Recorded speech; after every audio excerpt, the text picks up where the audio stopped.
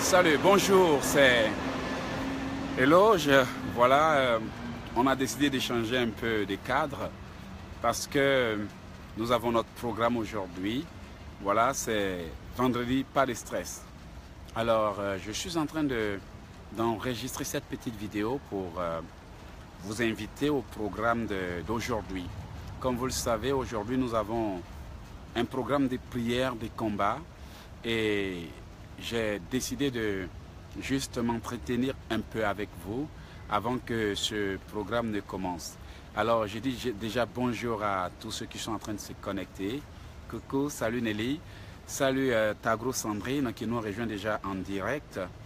Voilà, c'est Eloge depuis le Canada. J'ai décidé de m'adresser à vous pour vous dire que vous êtes personnellement invités à notre programme de ce soir.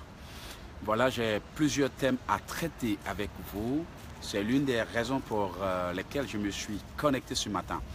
D'habitude, à 7 heures, je veux dire à cette heure-ci, les vendredis, je ne suis pas en direct parce que je me prépare pour, je veux dire, la soirée. Mais j'ai jugé bon de me connecter pour dire aux gens qu'aujourd'hui, le programme de prière, de combat et d'enseignement aura lieu à 15h30. Donc, j'aimerais dire à tout un chacun de se préparer pour se connecter entre 15h et 15h30. Comme vous pouvez le voir, mes yeux ont l'air un peu fatigués, mais ce n'est pas assez pour m'arrêter. Voilà. Parce que un guerrier peut paraître fatigué, mais son esprit reste toujours l'esprit d'un guerrier. Alors, pour vous, je serai en direct aujourd'hui pour qu'on puisse combattre ensemble. Que Dieu nous donne la force. Bonsoir Thierry Kwame, bonsoir à tous ceux, je vais dire bonsoir chez vous, mais bonjour au Canada. Parce que nous sommes bientôt 10 heures ici. Je suis content de vous avoir en direct. J'ai décidé d'échanger des cadres parce que le soir, on sera encore dans notre studio de combat, notre salle de combat. Ce soir, soyez là. Peut-être qu'en Europe, ça sera certainement entre 20h, 20h30 ou 21h. En Martinique, pour ceux qui nous suivent depuis la Martinique, ça sera pareillement la même heure parce que la Martinique et nous avons la même heure. Et pour ceux qui sont en Côte d'Ivoire, c'est certainement entre 18h, 19h et 20h. Donc, vous devez aussi vous connecter à cette heure précise. Pour ceux qui sont, je dis toujours tous les pays, je précise parce que souvent les gens m'appellent pour dire « Mais frère Eloge, le programme d'aujourd'hui, il commence à quelle heure ?» Alors j'ai décidé d'apporter quelques petites précisions pour dire qu'il y aura un petit décalage aujourd'hui à cause des courses que j'ai à faire pour préparer ce programme. Alors on peut dire que déjà le studio est prêt, les caméras, tous les instruments, tout est déjà. Donc voilà, comme je disais, tout est déjà réglé pour commencer le programme. C'est plutôt à vous d'être prêts. Soyez prêts et ne laissez rien vous distraire. Vous savez, le diable a tellement de stratégies que si nous ne découvrons pas toutes ces stratégies, nous nous faisons prendre dans son piège. Il arrive des gens qui, c'est le jour qu'ils doivent prier que le diable occasionne quelque chose pour les empêcher d'être dans la présence de Dieu. Vous voyez, le diable est malin. Quand il use de ces stratégies, c'est pour juste vous distraire. Alors, quand vous décidez de faire quelque chose, ne laissez rien vous distraire. Vous voyez?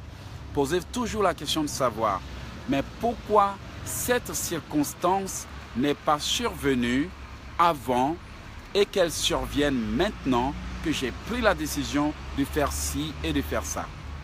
J'ai un papa ici qui m'a donné un conseil en tirant une leçon de quelque chose qui lui est arrivé. Un jour, il avait une réunion parce que ce papa avait décidé d'ouvrir une chaîne nationale. Donc, je disais qu'il avait décidé d'ouvrir une chaîne nationale qui devrait faire des émissions ici au Canada. Et c'est exactement le jour du rendez-vous, c'est-à-dire que le jour où l'approbation devrait être donnée pour que sa chaîne se dise, le jour où l'autorisation devrait être donnée pour qu'il puisse avoir sa chaîne de télévision à lui, qu'il a neigé. ce jour-là, il y a eu une tempête de neige folle. C'est-à-dire que c'est une tempête de neige hors du commun, où quand tu sors dans les rues, c'est-à-dire ta voiture est à côté de toi, mais tu es encore en train de chercher, tu te dis, mais où se trouve ma voiture? Tellement la neige a couvert les véhicules, on ne pouvait même pas voir la neige. Alors, lorsqu'il est sorti à la fenêtre en voyant que la neige arrivait jusqu'aux genoux, il était presque découragé. Il était presque découragé, mais ce papa en question, ce guerrier, cet homme déterminé avait une philosophie. Le jour où tu as quelque chose, un rendez-vous important, peu importe ce qui advient, ne te laisse jamais arrêter. Pose-toi toujours la question de savoir, mais pourquoi cela n'est pas arrivé auparavant et que c'est exactement le jour où moi j'ai un rendez-vous que cela survient? Pourquoi cet ami n'est pas venu me visiter auparavant et que c'est, je veux dire, maintenant où j'ai un rendez-vous qu'il arrive? Pourquoi cette personne n'est pas arrivée? Pourquoi cette maladie n'est pas survenue? Pourquoi ci, pourquoi ça? Ayez l'habitude de toujours vous poser une question et dites-vous toujours, si j'ai quelque chose à faire, qu'il pleuve, qu'il neige, je dois la faire. À partir du moment où le papa a constaté que non, cette neige n'est pas survenue par hasard, il faut à tout prix que j'aille à mon rendez-vous. Alors vous savez, au Canada, quand il neige, il neige. Quand il veut faire froid, il fait froid. Des fois là, quand tu mets ton eau dehors, ta bouteille d'eau dehors, tu rentres dans la maison, 30 minutes après, tu sors, l'eau devient glace. C'est pour ça que les gens ont beaucoup peur du Canada, parce que ici, quand il veut faire chaud, il fait chaud. Quand il veut faire froid, il fait froid. Beaucoup ont peur du Canada, mais écoutez, le Canada ne peut pas tuer quelqu'un. Il y a le froid, des fois il y a jusqu'à moins 40 degrés, mais on est là, on survit. Mais ce papa avait développé une philosophie. Rien au monde ne peut l'arrêter. Quand il décide de faire quelque chose, il l'a fait. Quand il décide d'aller quelque part, il y va. Quand il décide d'entreprendre quelque chose, il accomplit ce qu'il décide de faire.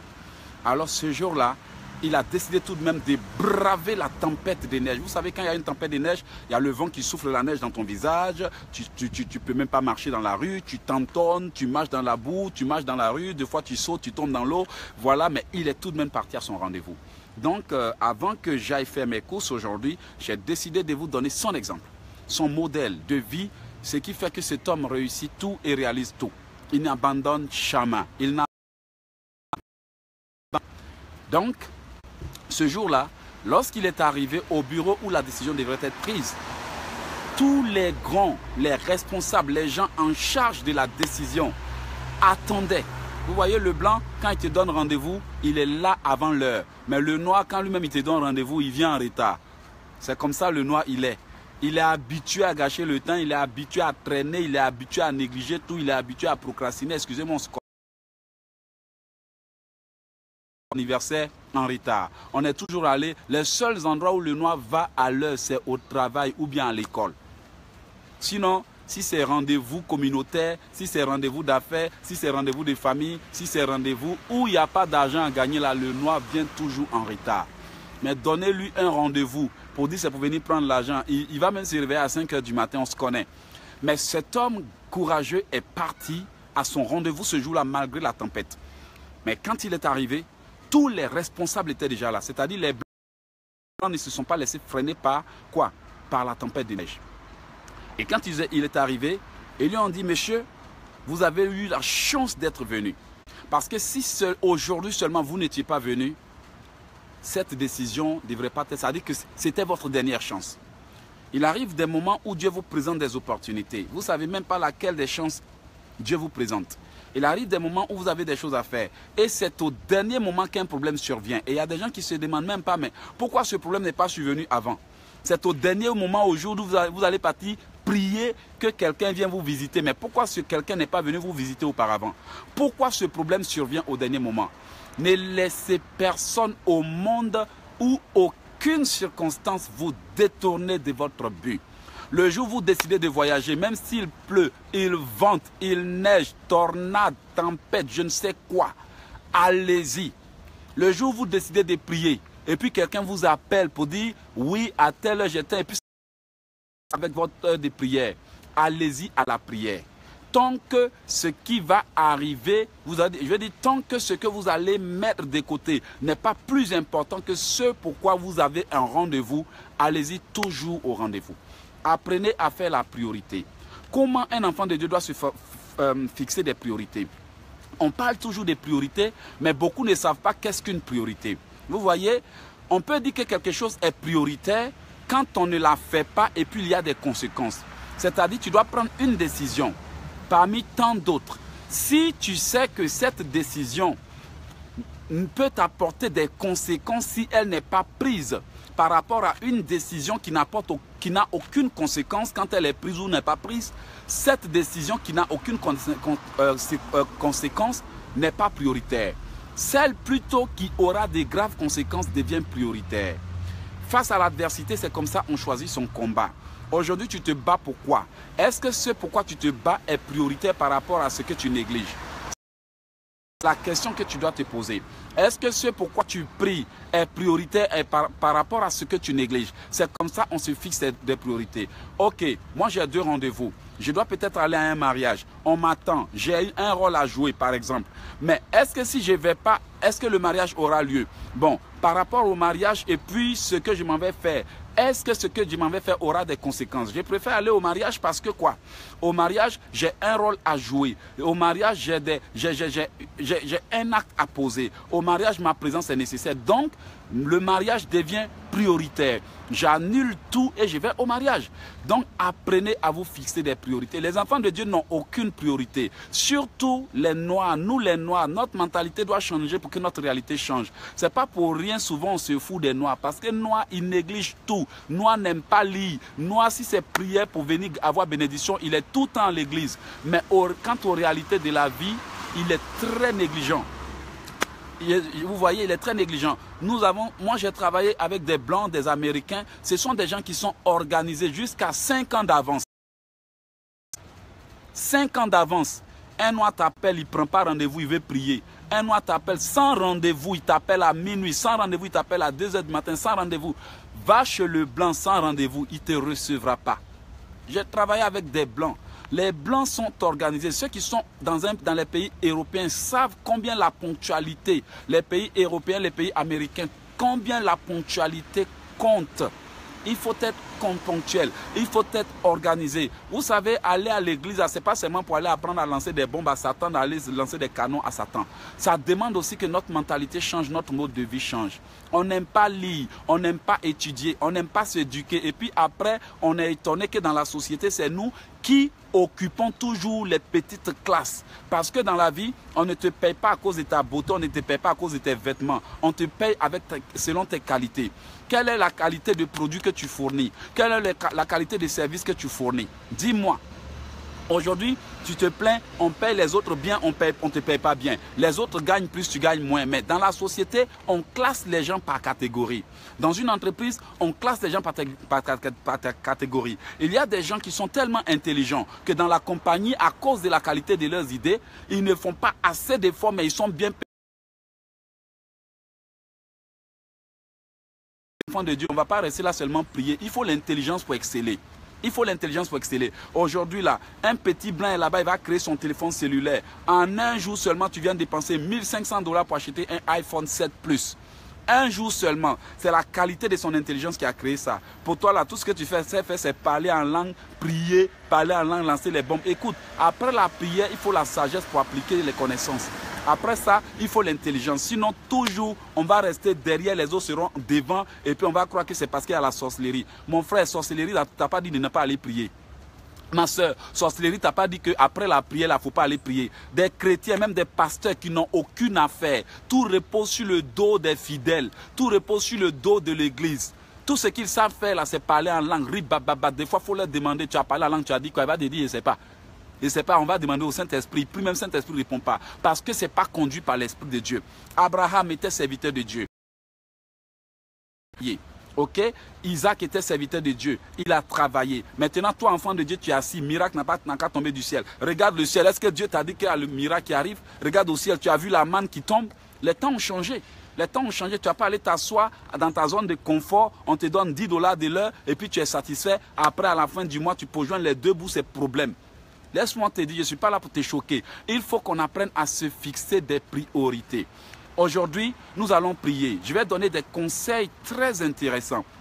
Depuis, je prie, il y a des audacieux qui ont acheté des livres. Et regardez les témoignages. Le témoignage d'une jeune dame qui cherchait l'enfantement depuis l'Allemagne. Ce témoignage m'a tellement touché que j'ai dit, Éloge, tu ne perds pas ton temps pour rien. Elle a longtemps cherché l'enfantement. Son mari a acheté le livre. Cette jeune fille a commencé à prier avec foi. Aujourd'hui, je suis très heureux et je peux vous annoncer que cette fille qui a cherché le bébé depuis des années va enfanter. J'ai un ami, un frère qui s'appelle Komlan. Komlan avait un petit problème de santé, mais aujourd'hui Dieu l'a guéri. Je peux vous citer beaucoup d'exemples. Le noir n'aime pas se cultiver, le noir n'aime pas lire. Tout ce qu'il veut, on n'a qu'à imposer main. On n'a qu'à imposer main, on n'a qu'à imposer main. Alors aujourd'hui, je vous invite à mon programme de prière, comme d'habitude tous les vendredis. J'ai décidé d'annoncer pour dire aux enfants de Dieu, apprenez à vous fixer des priorités.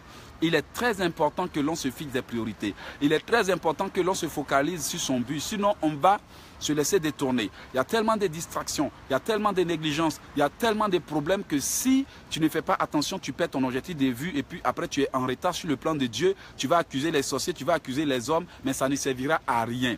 Il faut te mettre en cause. Mon frère, est-ce que ce que tu fais là, est-ce que ça représente la priorité que Dieu a fixée pour toi? Dieu a confié à chacun son but. Dieu a confié à chacun une vision. On peut s'unir, mais parfois chacun a une vision. On est sur cette terre, on marche, chacun a sa direction. On est sur cette terre, on marche, chacun a son but, son appel et autres. Donc, comme je l'ai dit au départ, il faut qu'on apprenne à se fixer des priorités. Vous voyez? Donc, enfants de Dieu, apprenez à miser votre énergie sur ce qui est important. Ayez la nature de la lionne en vous. Regardez les documentaires.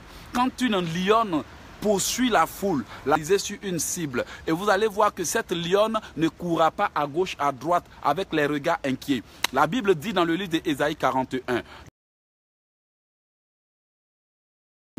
la Bible dit dans le livre d'Ésaïe 41, ne promène pas des regards inquiets. Celui qui promène les regards inquiets, c'est celui qui n'a aucun objectif fixe. Quand on lui dit ça, il court après. Quand on lui dit ça, il court après. Il oublie que lui-même, là, dans son cœur, Dieu a mis un rêve. Je vous dis toujours, le rêve,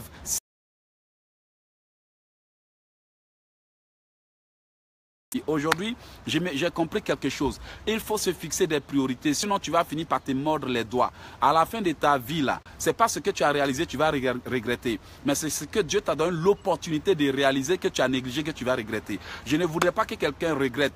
Aujourd'hui, là, tu as un rêve. Dieu t'a mis quelque chose à cœur. Il te révèle par des révélations ce qu'il veut que tu fasses. Apprenons à nous fixer des priorités. Apprenons à rester focalisés. La Bible dit dans le livre d'Ésaïe 41, comme je l'ai dit tout à l'heure, ne promène pas des regards inquiets. Vous voyez? Donc, pour ne pas prendre trop de temps, puisque ça, ce n'est que l'introduction du programme qu'on a l'habitude de faire. Beaucoup de gens m'appellent de partout dans le monde, les témoignages, les guérisons. Je suis satisfait parce qu'on arrive à toucher des vies, à guérir, et des malades guérissent. Des gens qui n'enfantaient pas vont enfanter. Moi, je suis content. Le plus important, c'est que Dieu montre qu'il est avec nous. Mais enfants de Dieu, avez-vous des priorités? Avez-vous des priorités? Vous n'allez pas rester toujours dans la basse classe et puis toujours utiliser les plus bas niveaux. Toujours vous êtes complexé devant les gens parce qu'ils gagnent plus que vous. Toujours vous êtes complexé devant les gens parce que c'est eux qui vous donnent toujours. Il faut sortir du complexe d'infériorité. Il faut sortir de l'infériorité mentale. Il faut sortir de l'infériorité, même que ce soit intellectuel ou pas. Il faut sortir de là.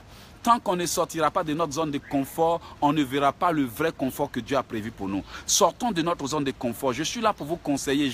Le Seigneur m'a rempli de dons et autres. Il m'a appelé dans le mois d'avril passé. Il m'a dit, Éloge, voilà ce que je veux que tu fasses. J'ai pris le temps, j'ai réfléchi. Aujourd'hui, j'ai décidé de poursuivre mon rêve.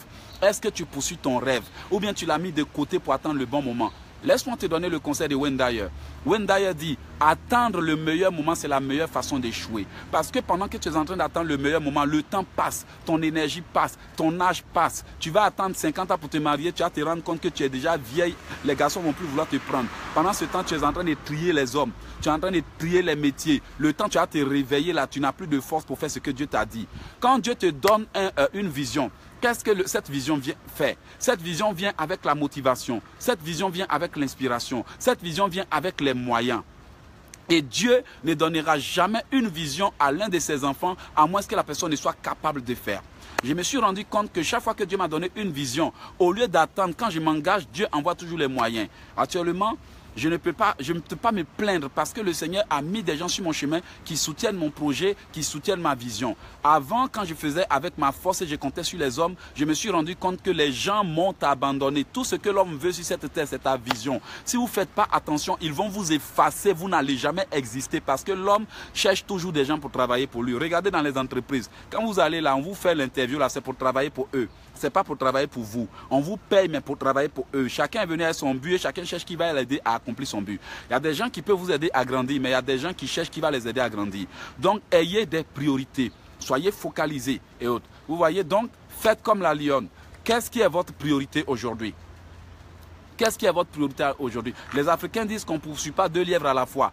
Un pas à la fois. Et Dieu ne vous donnera pas de vision tant que vous n'êtes pas prêt. Et il y a des gens qui sont prêts, qui sont nés. J'ai dit, Dieu a dit dans la parole, il a dit, depuis le ventre de ta mère, j'étais établi prophète des nations. Ce qui veut dire que depuis le ventre de la mère, une personne est déjà prête à réaliser des grandes choses. C'est pour ça aujourd'hui on voit des enfants stars. C'est pour ça aujourd'hui on voit des hommes. Moi, Eloge, je n'ai pas été allé au collège pour apprendre à écrire. Mais aujourd'hui, j'ai écrit des livres qui font partie des livres qui impactent le plus de gens. Aujourd'hui, je suis content de ce que mes livres sont vendus de partout dans le monde et qu'à travers mes livres, les gens apprennent à lire la Bible, les gens apprennent à prier, apprennent à servir Dieu. C'est le plus important. Ce n'est pas parce que j'avais des diplômes pour écrire, mais quand le Seigneur m'a révélé, Eloge, j'étais appelé à écrire. Je me suis engagé. Lui-même, il m'a donné l'inspiration et la connaissance. Appelez, vous allez voir au 438 995 4109. Prenez mes livres, achetez-les, vous allez voir. 100% satisfaction garantie. Il n'y a pas une seule personne sur 100 qui achètent mon livre et qui disent ce livre-là, je ne me plaît pas. Eux tous disent, après la Bible, c'est le meilleur livre. Peu importe ce que les gens disent ou pas, nous, on avance. Donc, je veux que vous avanciez. Fixez-vous des objectifs. Dieu vous donne des dons. Il compte en vous. Il compte sur vous en fait. Il compte sur vous. La seule chose qui permet à quelqu'un d'accomplir sa mission, c'est le Saint-Esprit. La connaissance humaine ne sert à rien devant le Saint-Esprit. Abraham n'a pas eu de diplôme pour faire quoi que ce soit. Eux tous étaient animés par le Saint-Esprit. Conduits par le Saint-Esprit, avec un peu de connaissance venant des uns et des autres, Dieu a fait des grandes choses. Dites-moi quelqu'un qui a eu son diplôme pour faire ce qu'il a fait, Est-ce que les Paul et Silas ont eu des diplômes? Jésus-Christ leur a dit, attendez jusqu'à ce que le Saint-Esprit survienne. Ce qui veut dire que peu importe leur connaissance humaine, tant que le Saint-Esprit n'était pas venu, ils étaient incapables d'accomplir la mission. La mission que Dieu t'a donnée, il t'a donné l'Esprit. Peut-être que tu as besoin de connaissances. Peut-être que tu es un ingénieur. C'est l'Esprit qui te permet de tout faire. L'Esprit de Dieu, c'est ce dont tu as besoin. Tu as besoin de te booster. Quand un mauvais esprit rentre, ce mauvais esprit corrompt l'esprit, empêche l'Esprit de Dieu d'agir. C'est pour ça que Jésus-Christ a dû délivrer certains des mauvais esprits. Sans l'Esprit de Dieu, tu ne peux rien. La Bible dit, c'est l'Esprit qui vivifie, le corps n'est rien. Maintenant, pour que l'Esprit te vivifie, tu dois cesser de vivre dans le péché, tu dois cesser de faire des mauvaises choses et tu dois forger l'habitude de prier. On va à l'église pour apprendre, on vient à la maison pour appliquer. Dans la vie en général, on applique les préceptes. On ne va pas aller dormir à l'église seulement, mener une vie religieuse qui consiste à lire la Bible, tu lis jusqu'à ce que tu connais tous les versets bibliques, mais tu es fauché parce que tu ne sais pas appliquer. Tu lis tous les versets bibliques, mais toujours en rêve, là, tu as des problèmes. Écoutez, il y a un temps pour étudier, il y a un temps pour appliquer. Il y a un temps pour apprendre, il y a un temps pour mettre en application. Donc aujourd'hui, fixe-toi des objectifs nobles et fais la différence. Est-ce que ce que tu fais là, c'est la priorité? Est-ce que c'est la priorité de Dieu pour toi? Moi, j'ai plein de dons. J'en ai jusqu'à 7. J'en ai jusqu'à 8. J'ai appris beaucoup de choses de moi-même et j'ai constaté que quand Dieu met un don en quelqu'un, la capacité à manifester ce don vient de l'esprit que Dieu lui donne. J'ai appris à écrire moi seul. J'ai composé 250 chansons moi seul. Je suis devenu artiste chanteur moi seul. Quand je voulais apprendre l'anglais, j'ai dit à Dieu, donne-moi l'esprit pour parler l'anglais. En moins de 6 mois, j'ai maîtrisé l'anglais. J'ai travaillé pour les compagnies pétrolières les plus réputées. Sans l'aide de quelqu'un pour m'apprendre l'anglais, j'ai appris moi seul. Parce que c'est l'esprit qui vivifie, le corps n'est rien. Aujourd'hui, je t'invite à ce programme que le Seigneur m'a inspiré. Et ce programme, je me bats pour qu'il fonctionne. Et aujourd'hui, nous sommes à déjà plusieurs pas de ce programme et les gens ont toujours été satisfaits, toujours été connectés. On devient de plus en plus nombreux. Je reçois des centaines de témoignages et j'en suis fier. Le plus important, c'est que je me suis fixé une priorité. J'ai constaté que si je veux tout poursuivre à la fois, si je veux tout écouter à la fois, si je veux tout faire à la fois, je risque d'échouer. Je dois avoir un but dans la vie. Oui, chacun a besoin d'un mentor, chacun a besoin d'un maître, chacun a besoin d'un conseiller. Mais quand tu as appris les conseils, là, tu vas faire quoi de tes conseils? Il faut les appliquer. Comme je l'ai dit, on doit tous avoir des objectifs fixes. On doit tous avoir des objectifs nobles. On doit tous avoir des objectifs concrets. Ainsi, au lieu que nous passions tout notre temps à lutter avec ce que, je vais dire, ce qui ne nous apporte rien, on doit maintenant se fixer des priorités. Regarde aujourd'hui, je termine. Dans ton mariage, c'est quoi qui est ta priorité? Regarde dans tes affaires, dans tes finances, c'est quoi qui est ta priorité? Regarde maintenant dans tes études, c'est quoi qui est ta priorité? Comme je te l'ai dit, si tu ne fais pas quelque chose et puis ça n'apporte aucun dégât, ce n'est pas une priorité.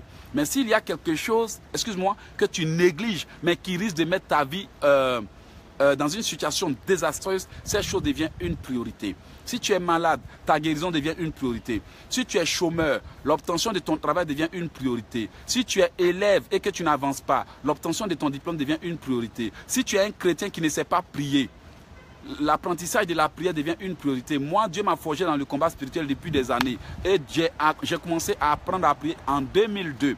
Lorsque j'étais pasteur au centre-ville de Montréal, grâce au combat spirituel, les gens ont réalisé des choses incroyables. Mon frère, qu'est-ce que tu ne maîtrises pas? C'est ta priorité. Qu'est-ce que tu n'arrives pas à voir et qui t'empêche d'avancer? C'est ta priorité. Quel est ce démon-là qui te combat? C'est ta priorité. Tu dois l'enlever de là. Quel est cet esprit de famille-là qui te retarde? Quel est cet homme fort-là qui te combat? C'est ta priorité. Parce qu'il y a des barrières que quand tu ne franchis pas, ta vie n'avance pas. Lorsque Israël était arrivé au pied du mur de, je vais dire, rouge, diviser la mer était la priorité. Quand Moïse a divisé la mer, ils ont pu traverser. Vous voyez, après avoir divisé la mer, anéantir l'armée de Pharaon était la priorité. Lorsqu'ils sont arrivés à Jéricho, faire tomber le mur de Jéricho était la priorité. Quelle est ta priorité aujourd'hui? Ou bien tu es en train de courir après tout ce que les hommes te proposent. Si ce que les hommes te proposent ne correspond pas à ce que Dieu t'a dit, mon frère, ce n'est pas ta priorité. Si ce que les hommes te proposent ne correspond pas, parce que les hommes, eux, ils font selon leur vision, selon leur vouloir, selon leurs objectifs. Ils vont te dire, ah, viens faire ça, viens ceci, viens cela. Ils ont leur but, chacun a sa mission, on ne peut pas en vouloir chacun. Mais toi, tu as ta mission. Est-ce que ce que Dieu a mis dans ton cœur, ça correspond à ce que les hommes te proposent? Est-ce que ce que Dieu a mis dans ton cœur, ça correspond à ce que la société te propose? La Bible déclare que tout ce qui est fait sans conviction est péché. Aujourd'hui, fixe-toi des objectifs, fixe-toi des priorités. Peut-être qu'il y a des choses qui sont plus importantes dans ta vie que tu as mis. Je te conseille d'aller les récupérer. Ce qui est plus important ne doit jamais être mis de côté. J'ai terminé. Je t'invite à mon programme. Et comme je l'ai précisé, aujourd'hui, au lieu de 15 h, le programme aura lieu à 15h30. Le programme aura lieu à 15h30. Pour ceux qui n'ont pas mon contact WhatsApp pour la distribution des prières, contactez-moi au 001 plus 1 ou 001 438 995 4109. Je le répète, 438 995 4109. Vous voyez, lorsque je me suis détourné de la voie de Dieu, le Seigneur m'a révélé quelque chose. J'étais sorti de la voie qu'il m'avait dit de prendre. Après, je suis revenu à moi-même, j'ai dit à Dieu, je suis revenu à moi-même et demandé pardon à Dieu, pardonne-moi, je sens que ce rêve était tellement clair, le rêve était tellement clair que je me suis senti triste. En écoutant les hommes, en écoutant mes proches, en écoutant les uns et les autres, je suis sorti du cadre de Dieu. Mais je suis revenu et voici maintenant il a commencé à ouvrir les portes. Enfant de Dieu, reviens à Dieu. Reviens à Dieu.